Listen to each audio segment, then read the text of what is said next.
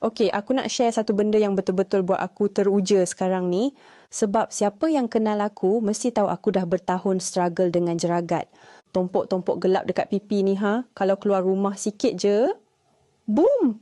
Makin ketara, dah macam peta dunia. Aku dah try macam-macam, dari krim sapu, serum, sampailah produk mahal. Tapi semua bagi kesan sementara je. Sampailah aku kenal dengan Nadi Putri ni. Nama pun dah lembut je kan, tapi power ya. Apa yang buat aku tertarik, dia bukan produk sapu, ni suplemen. Maksudnya kita rawat dari dalam. Sebab jeragat ni bukan sekadar kat luar kulit. Dia datang dari hormon, sinaran UV, umur, semua tu. Yang bestnya, bahan dia semua natural. White tomato, bantu cerahkan kulit secara semula jadi. Produk ni kaya dengan vitamin C, tinggi gila. Licorice, kunyit, daun pegaga, semua herba yang memang elok untuk cerahkan kulit dan rawat pigmentasi. Aku dah amal dalam sebulan lebih dan Alhamdulillah aku perasan tona kulit aku makin sekata. Tompok-tompok jeragat tu pun mula pudar.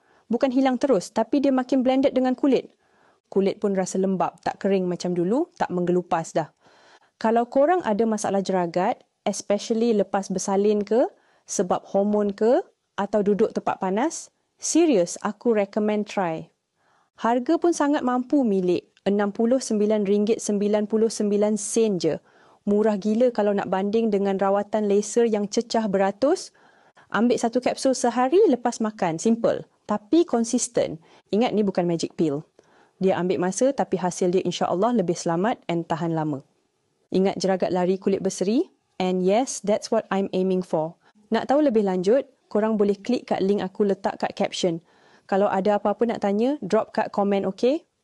Okey, sampai sini dulu. Bye korang. Jangan lupa minum air cukup, pakai sunscreen and jaga kulit dari dalam, okey?